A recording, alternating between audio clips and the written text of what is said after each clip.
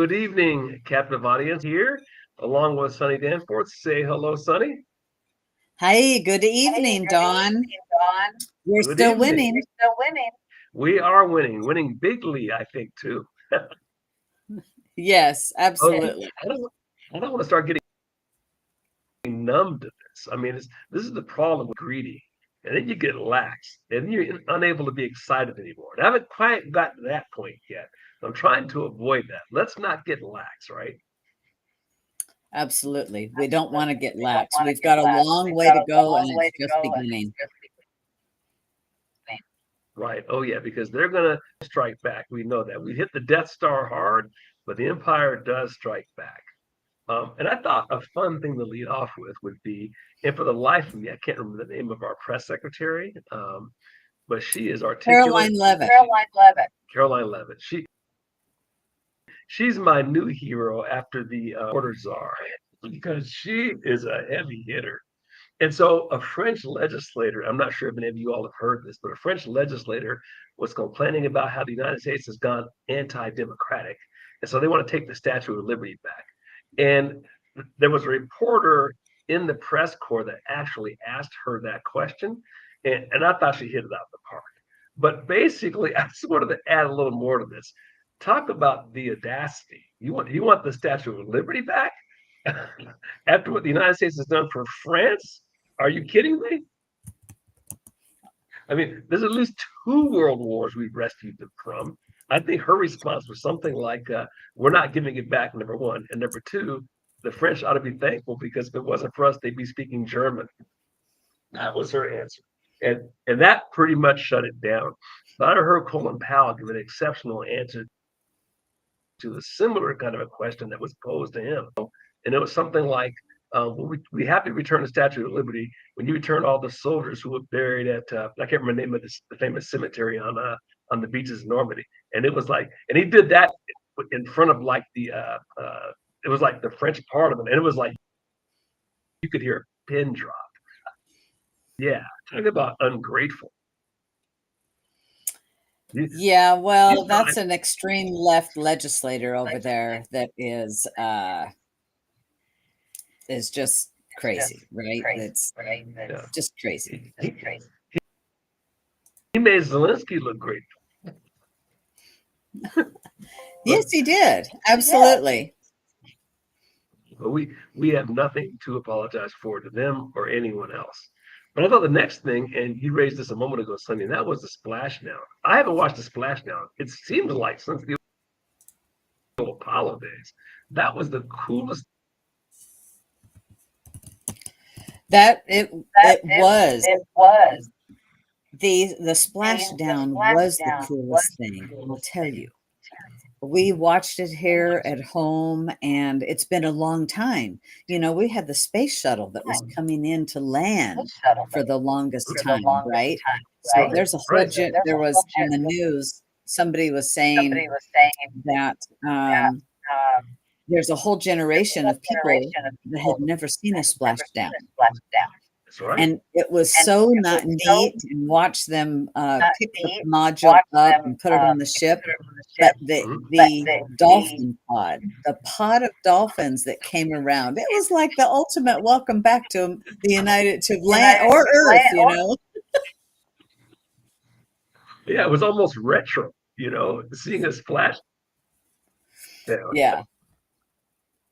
Dudes come open the whole nine. I just had forgotten how cool that used to be, right? Yes, and it's amazing how the left is going crazy, attacking Elon Musk. Look at all that he is doing for humanity. One, the Neuralink. He's such an innovator, and he's giving so much to all of humanity, let alone the United States. And now you have the liberals destroying, his cars, lighting them on fire in Vegas, keying the cars wherever they find them. And it's crazy. This is the people that wanted electric cars, and now they're destroying Elon's electric cars. The capacity to reason is history with him. I think we talked about that before. But you're bringing me of just how brain dead these people are and how convenient they are with their use of history. I mean, historically, this country, our governments, our presidents have been able to tap into the use of our business geniuses to win and all. There was no way we were winning World War II without the efforts of Henry Ford, without Carnegie, without Rockefeller, without Kaiser in the shipbuilding. We partnered historically with business titans all the time. Leland Stanford and the railroad, for example. A lot of people aren't even aware of that, right? As in Stanford University. Um, it's incredible how short term their memory is and how stupid it will be. Why would we not partner with someone who's got the business genius to put together a space program to bail out? I hate to say this, our government space program because now here they did. And then what's worse is it pointed out the completely immoral behavior of Joe Biden to not even tap into an opportunity to go rescue these people. They've been in space for what, 9 months? And he wouldn't lift a finger to go rescue them. Why? Because it would make Trump or Musk look good. That's the only. Yes, it's too bad that they put politics over the lives of people. Yeah. Well, they put the acquisition of power over the lives of people. They could care less whether it benefits the United States, not whether it benefits them. I mean, how else could you sit? And we all saw in Congress during the State of the Union address when they wouldn't get off their rear ends to cheer for a 13-year-old boy who had cancer, Yeah. the moms who lost their kids to illegal immigrants who were like rapists and murderers. They couldn't stand for the kid who got into West Point. They couldn't stand for the kid who got rescued or the man who got rescued from Russia and his 90-year-old mother. I mean, it's just the moral degradation of the progressive left is just there's no other way to say it. They're not just immoral. There's something else wrong with it. Well, yeah, definitely. And but I'll tell you, the majority are cheering Elon on and are thankful for the successful trip of bringing the astronauts back, a safe landing. Everything was safe. I'll tell you, we watched them. We recorded it so we could watch the marrying up to the International Space Station and see the astronauts come in, and they're so happy, and I know that those two that had been stuck up there for 9 months were ecstatic. Okay, we're finally get to go home, and And it's not like that's a foregone conclusion. We've gotten so good at this. We haven't lost anybody in space in such a long time that we forget this is like an ultra dangerous thing, and the precision and the mathematics and the technology had to be almost perfect for that to happen. Um, yeah. and they were able to do it, and it's so cool to see those kinds of things because our country together. When we get to celebrate, a successful splashdown, a successful rescue of people from space. I mean, those of us understand that the country is one. Um, understand that, but the radical left doesn't understand that, and they never will. No, they won't. And there's others that are beating up Boeing because Boeing's mission failed, to be able to bring them back because they had an issue. And, space is very complex and you have to have it right 100%, much like going down under the ocean. You have to have it right 100% or you're not going to survive. So things have to work impeccably and perfectly. I'm just glad they're back. I'm glad. I look forward to hearing from the astronauts. And kudos, hats off to Elon Musk and SpaceX team. To hear the SpaceX team, these are young people, a lot of young people. It's so exciting to see. Sure. And there's one other thing, and I saw an article, and I should have kept it. I would have forwarded it to the audience, but it was about the cost of SpaceX and their ability to do this versus NASA's. ability to do this. And it showed the difference between an organization doing this versus a private organization doing this. And I can't remember the exact numbers, but we're talking a magnitude of like by 10 times less expensive, 10 times faster, 10 times to get decisions made. Just everything that you would expect. Look, we have an organization that runs the post office. We have an organization that runs versus an organization that runs SpaceX. We have an organization that runs the DMV versus an organization that are doing the kinds of things that is basically invented the electric car. What does that surprise you? Well, I'll Is tell you, less government? yes, and Elon, he's all of his things are recyclable. The rocket boosters come back and land themselves, get caught with chopsticks, and we were having a discussion here at the house that really the entire thing, I think, has been recyclable. Everything that went up to the International Space Station, with the exception of the last bit that jettisoned itself before re-entry there. The very last little section. And it's like, wow, everything is recyclable. Yeah, well, it's amazing what people can do when you give them a carrot for winning and a stick for losing, and that's Yeah. precisely what you don't get with the government. And I don't understand why that's so hard for people to see, but certainly the founders understood this. This is one of the reasons why you want the government to be small and only be doing things that that the government should do. They have to protect us from each other domestically. That's called a police force. Got to have that. They have to protect themselves against foreign adversaries. That's called a military. We got to have that. They'll strangle each other. We got to have that. But after you get through those things, there really isn't much else they should be doing. No. And this is a perfect example of that. Well, there is, and that's a very good segue into Trump is signing a executive order for eliminating the Department of Education. He's going to be signing that tomorrow. I'm ready to have a heart attack. I fully believe the demolition of public is one of the most important things we have to do, and it starts at the top. Now, I get Trump's position. What he can control is the federal level, and for sure, the federal level needs to go. Just like Roe v. Wade, that's something that needs to be decided at the individual states. No question about it. How can somebody in Washington, D.C. know what it can't be done? And it's a horrible waste of money. So that is one of the best things ever. So glad to hear that. Well, in my lifetime, there's always been, I believe, a Department of Education. I don't know what year it was formed. Do you know? It was either 1976 or 1980. I think Okay, Reagan so had it's an not my opportunity to whole kill it. lifetime.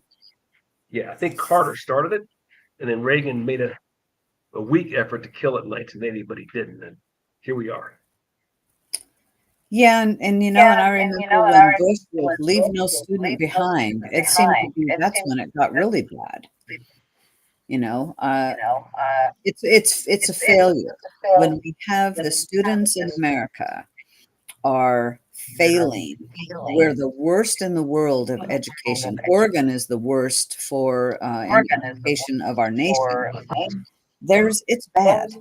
It's really bad. They're not teaching STEM and reading, writing, and arithmetic. They're teaching social justice, environmental justice. Yeah, it's a classic example of when we put too many eggs. I love Milton Friedman would talk about small is beautiful. You're better being served by like lots and lots of small outfits to deliver your goods and services than one or two gigantic ones. Because if something goes sideways with those one or two, you are in a world of hurt. And that's precisely what's happened with the public school system. In fact, if you look at the asymmetrical war that's being played on us by the Chinese and the progressive left, one of the primary linchpins of that has been the destruction, the demolition of the public education system. So because they can take that one point of contact and turn it into a Marxist recruiting outfit That's precisely what they've done over the last 40 years, right behind their back, because we have one gigantic organization that they had to attack, and they attacked it well. That's one of the reasons why you see these people on these campuses hating on Jews like they're doing, because they come directly from these universities, and these teachers come directly from these universities that believe that stuff. So the best way to protect ourselves from them is to keep our kids from them. And I'd love to see the whole thing privatized, in my opinion, and give people their money back so they can spend them on educating the way they want. That school choice initiatives that are going on around the country, that Yes. is going to be the next step. And that's starting to happen as well. Anytime there's competition, even in education, then things improve. It absolutely, things improve when there is free market and competition. So this order that's coming tomorrow um, is that's a huge deal. And he says that part of this fact sheet, the Linda McMahon, who is the education secretary, is to take all required steps to prepare for the closure of the education department and transfer its authority to the states. And she had said that she had confirmed on March 3rd that in her first message to employees, it was titled Our Department's Final Mission. And her vision is aligned with the president's to send education back to the states. Wow. Yeah. Well, I'll tell you, one of the things I love about that is you think about the principles of business versus the principles of government. When you start a new program in government, there's never any measure around how well that program does. It takes on a life of its own and just gets bigger and bigger, whether it's getting you results or not. In the private world, which is the world that Elon comes to these things periodically, if they're not delivering results, you kill them. It's exactly what he's doing. He's just coming in and looking at it and saying, this works, this doesn't work. If it doesn't work, we kill it, which is exactly what you should do. We either fix it or we kill it. And something like the Department of Education, much better done by the states, businessman's decision, and gets rid of it. I think it's sensational. Well, I do too. So Nicholas is saying if you could mute your microphone when I speak, that'll make it difficult because of this echo. We're trying to figure out this whole echoing. We worked on it before coming on, but I'm gonna try this. Keep talking, Sonny. I'm gonna try to mute on my side. So I'll tell you then, along with what now I don't hear the echo, Don. I can tell you that much. Whatever you did, I don't hear the echo. Because I could hear the echo, but I don't now. I don't hear it, so that's good. Yeah. What did you do, Don? So I muted mine, but then I can't hear you. Let's see. Yeah, I know it's just mute your microphone. What if I do this one? Do that. Anyway. Keep going. I'll keep fiddling. Okay, so that was with the Department of Education. And whatever you did there, Don, it's working. There is no echo. Yes, it's better. Yeah. And so he, whatever he did there. And we have more things happening. Doge had a big deal going into this Peace Institute. And so Don did mute his mic while I'm talking, and now it doesn't do it. That kind of makes it a little difficult for you to talk when you want. You can break in anytime. But things are happening so fast. They're just happening so fast with what Trump is doing. It's dang exciting, but there was Doge was trying to get into this building, the U.S. Peace Institute, and they had to get a police escort. Crazy.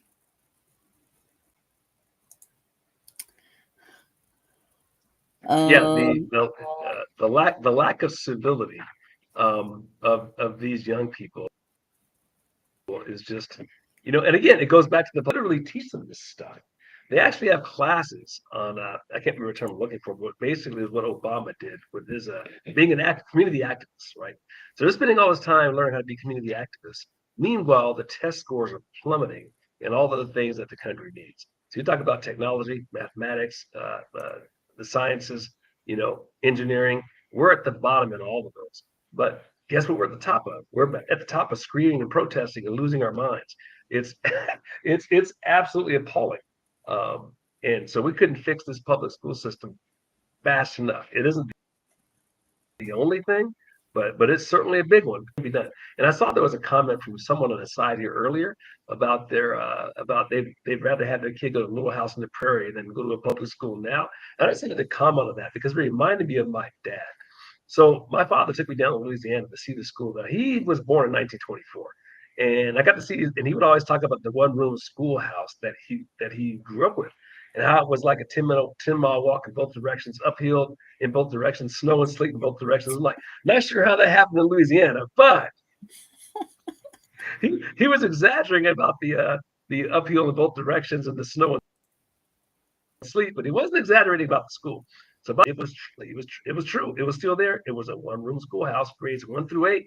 And when the farming needed to be done, you left. And when it got finished, you came back and got through the 8th grade. But with that 8th grade education, went to the army, learned how to build machines, tear them down, worked on tanks, worked on cars, got back working on cars and engines, became an electrician, all of this with an 8th grade education. Because an 8th grade education back then was like a college degree now. And that's not an exaggeration. And if you turn on these, I'm sure you see these man on the street interviews where they're on these college campuses, and these kids literally spotted them the C and the A. So yes, 100% agree. That is crazy. It's I'm glad we have that. So I tried something. Is this better or did you mute your mic?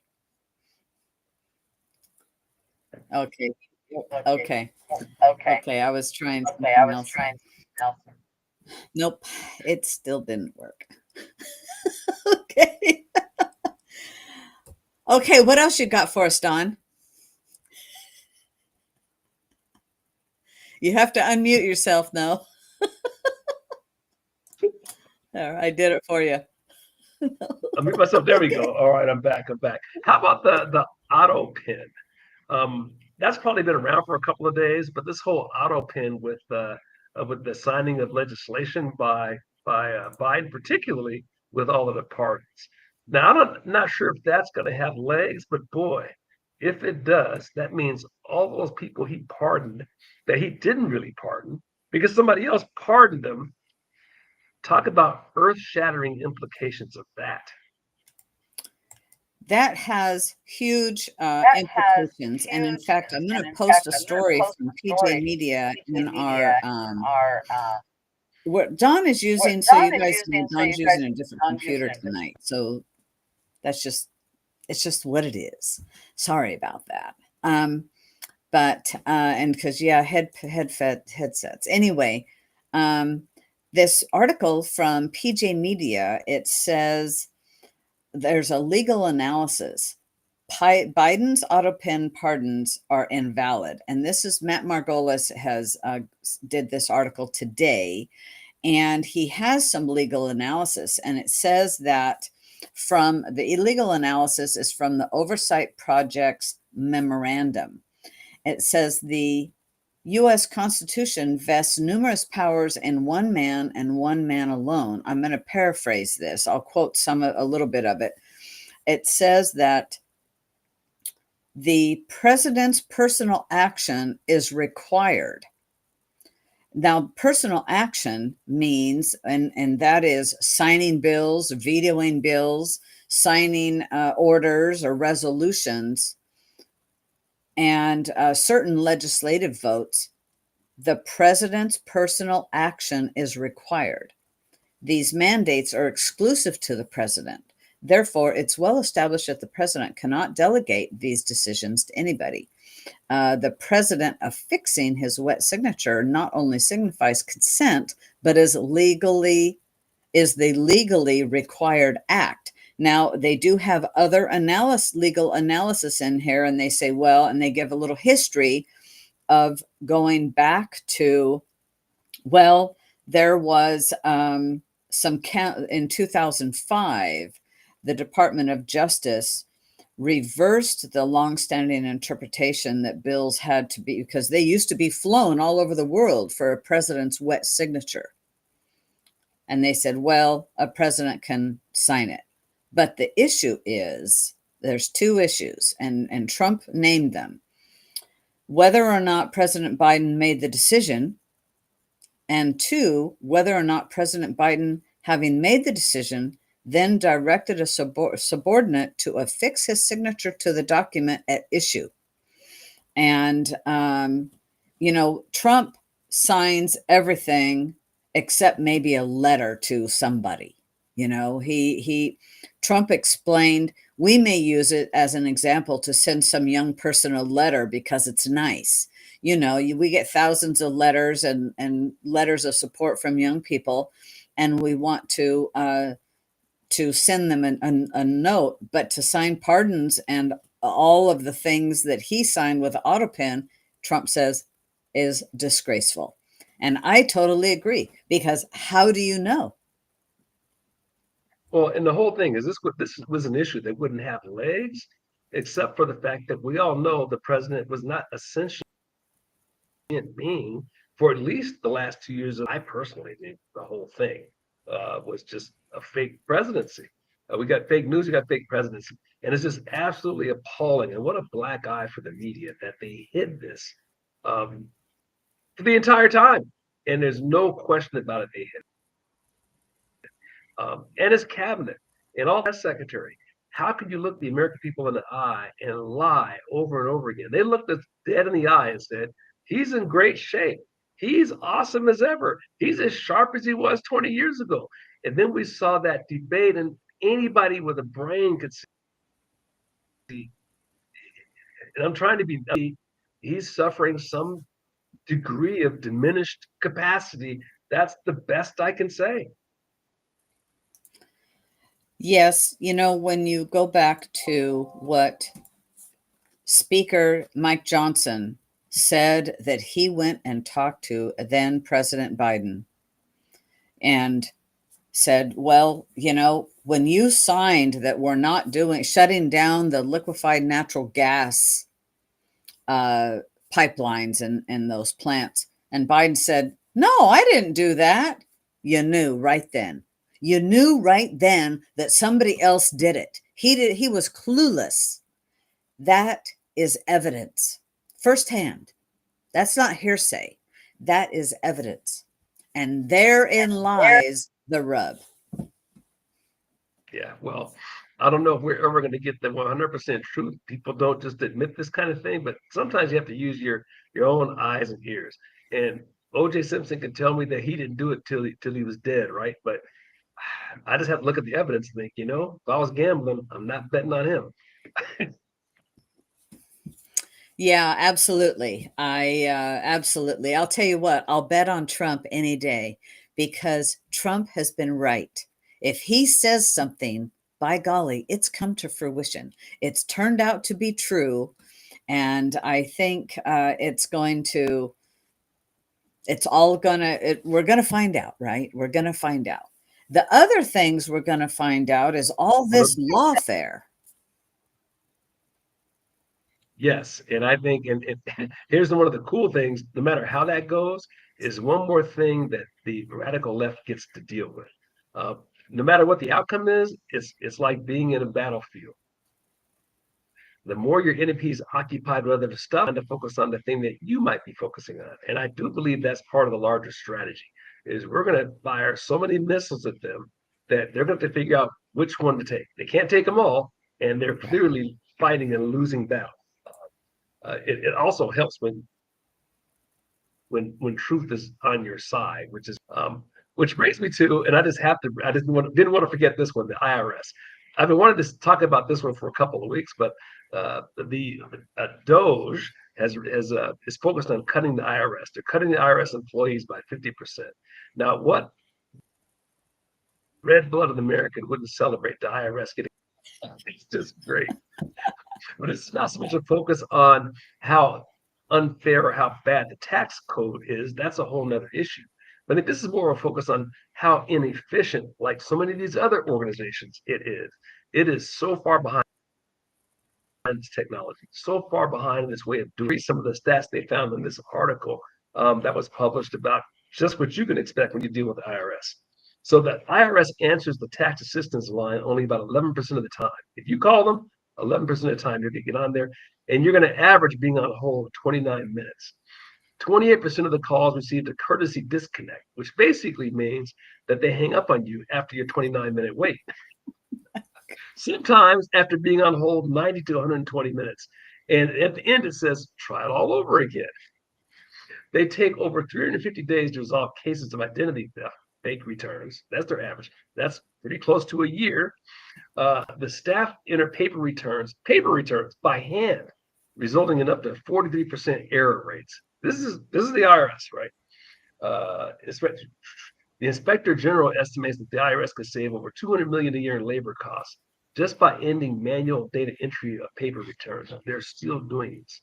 Now, remember that was the other organization that was had things in a mine shaft somewhere. So, so this shouldn't surprise us. It's just unbelievable when you look at how bad they are. Um, but I'm sure they got way too many employees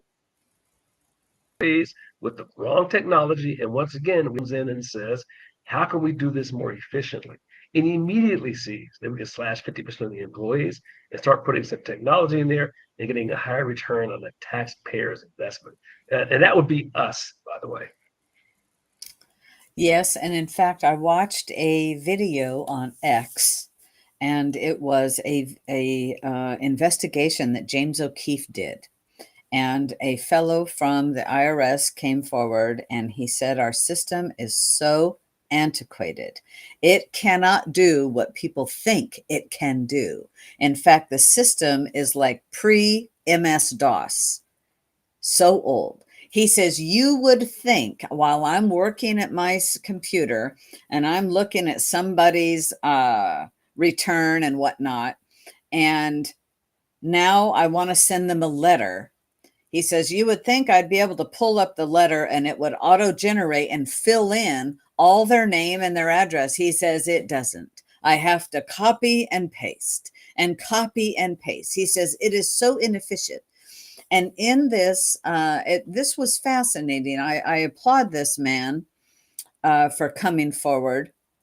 And he said he, on his own time after work, has written computer code to make his job easier.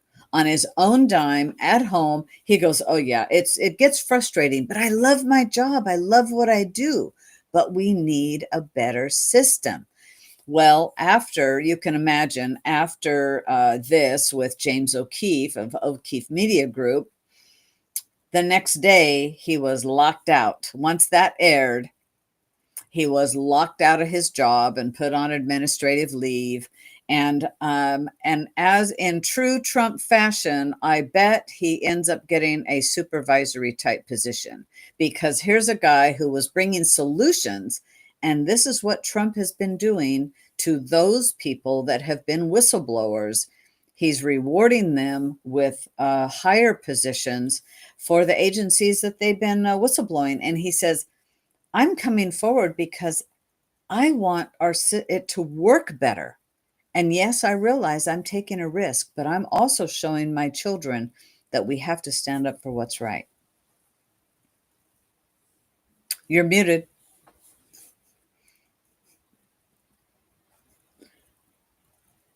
She had that power. But you got to figure in any organization, government organization, you're going to have a certain percentage of people who really do want to do the job. I'm guessing that number is probably 1 in 5, and they're carrying the other 4. That's been my experience in terms of everything that I've seen with government employees. But that 1 in 5, can you imagine how frustrating it must be? I mean, there's a friend of mine, actually, it's a relative of mine who works in an organization, I won't say which one, where he's constantly told to slow down or don't do this. or don't do that. You're making us look bad.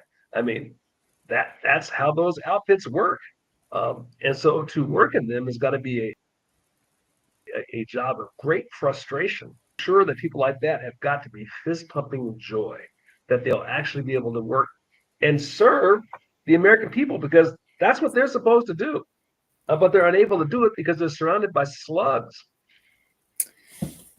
I've been fortunate enough to fortunate and unfortunate. I had to call the IRS and talk with them about something, and I've got the most pleasant guy on the phone. He was most helpful.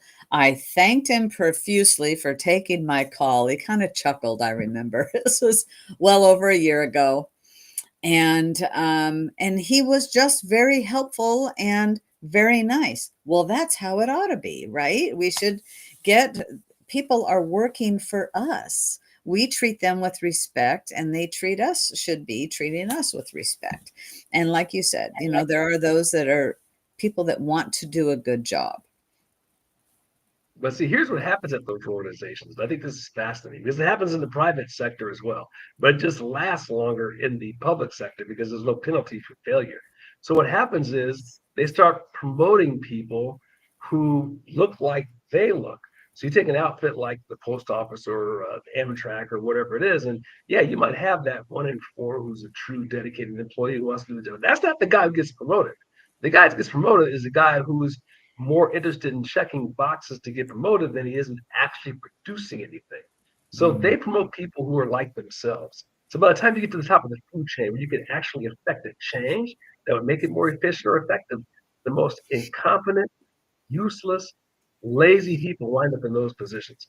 And that's okay. And I say it happens, and I'm sure if you work in the private sector, large corporations, it happens there as well. But eventually, the profit motive kills them off before they get to the government sector. Hey, that can go on for generations, as we've just seen. Yes, absolutely. You know, and that's where in the private sector, change happens. If you're not producing, you will be replaced. And you know, it needs to be, and that's okay. You know, that's okay. Anyway, what else have you got, Don? We've got maybe another 5 minutes, maybe. Yeah, I thought just one quick thing that I thought was real interesting was this is the whole USA AID, I'll call it. I keep wanting to call it USA, but that implies it does something good. I suppose it does some small degree good, but they've been forcing abortions internationally. So in order to give, how appalling is this? So in order to receive funding, if you're in a lot of these poor countries, then you had to like sign up for. So they've been cut off from doing that, and I think that's one of the best things ever. And it reminded me of just as a quick sidebar because one of the things that never gets pressed is the way uh, that China has used USAID against its minority population, the Uyghurs. And maybe we'll spend a little bit more time talking about that the next go round. But it is absolutely appalling how they treat these people. I'm talking about they'll place a representative from the state to live in their house with them to make sure that they don't do their own religious practices, to force them to speak the language, to force them to get sterilized, to force them to get abortions. And you all sure have heard the stories from back in the 70s where if a woman got pregnant, she had to go into hiding, literally, because if they saw you, then they would force you to have an abortion. I mean, it's just unbelievable. And think that our tax dollars were used to help promote that stuff through this. If you don't hate US aid enough, we'll give you some more reasons to hate USA. So I just wanted to, it's not the best note to end on, but it's food for thought. We'll find something positive after I finish that little talk. But what are your thoughts, Sonny? They can't shut that down that group fast enough. I'm done with USAID, and it's the Democrats' money laundering to help promote them, and NGOs that are actually doing government type of work, but it's illegal for the government to do. And so I look forward to that totally being shut down. And speaking of money laundering, I saw on X today that a man posted, he says, I have never given to a political party in my life, but I thought I better check Act Blue. And here is, I've supposedly made a whole bunch of $2 donations. And he showed a screenshot of these $2 donations, and he blanked out like his address. You know, he lives in North Carolina. He left the state, and you could see his name, so he wasn't impersonating somebody else. And it was his X page. That's the fraud that has to be investigated and stopped. And I've thought maybe I should, I think we all should check on Act Blue if we have donated unknowingly to Act Blue. I Oh, think I saw everybody should something. check. Yeah, I saw something of the level of funding of organizations like Act Blue has just dropped in the toilet. And we all Yes. know that the mother's milk politics is money, and they've been able to outdo 4-1 over the last few elections. That's going to come to an end. I tell you, it'll be interesting to see the data, but I think we're looking at a midterm landslide. Normally, midterms, the sitting president loses, but I think this might be the first time in I don't know how long it goes the other way, because the Democrats aren't so do is crying and moaning. You got to like sell something, and all they are is anti-Trump. And anti-Trump is a horrible hand. It's a horrible hand. They tried to play the inflation hand, which they caused, and now inflation's going down. I mean, it's like they can't win, but they got to come up with Absolutely. something. So I want to go with what Nicholas said. He said also check when read. So actually, you don't go to those organizations to see if you've donated. You're going to go to the SEC. And there is where you are going to see if you can just put in your name, and you can actually look up anybody and see what kind of contributions they do. I've done that for me. And that's where I would say you would go to the SEC and um, type in your name and see what donations, and make sure that you haven't given to an organization that you didn't intend to give to. I'll put it that way. Who do you report the issues on? I would report them on X, quite frankly. I would report them to the DOJ. You know, now on X, they have made all these little sub agencies, and I don't know if it's sec.com or .org. Sorry, Lori. And that's a very good question. And it is, well, it's FEC. I'm sorry. It's Federal Election Commission, Federal Elections Commission. F as in Frank, FEC. And because that's who is following what's going on with campaign donations. And that's where you would look to see. And I just think it's behoove on everybody. Now, where to go report an issue? You could go to our DOJ on X. You're probably even online. I'll bet you could go to the DOJ online. I wouldn't do anything in the state because that won't go anywhere because it is federal. And that's what I would do. I would look into that type of thing. Or if you're brave on having an X account, post it right on X. Send it to, you can, tag Elon Musk. You can tag Doge. You can tag the DOJ. You could tag James O'Keefe with O'Keefe Media Group. There's a lot of ways to bring the attention to that and go, hello, I might have something for you.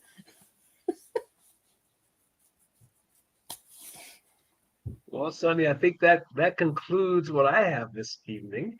I would say let's just keep winning, foot to the metal, uh, pedal to the metal, and I can't wait. It's like every morning is Christmas Day with this administration, is it not? It is. I'm not tired of winning. Stay tuned. It is happening. There's things happening every day, and we want to make sure that I just muted you so I didn't echo there, Don. Stay tuned. There's so much going on, and it's an exciting time in our nation. There, we're going to see, don't listen to the noise. You know, Trump is doing exactly what he said he would do. He's keeping his campaign promises. And in fact, on X, people go, "Did you vote for this?" Well, yeah, you know, I voted for this. Have a good night, everybody. Share the message. We'll get this sound worked out. Like and share. Good night, everybody. All right. Yeah, So I like just, freedom ring. yes, let's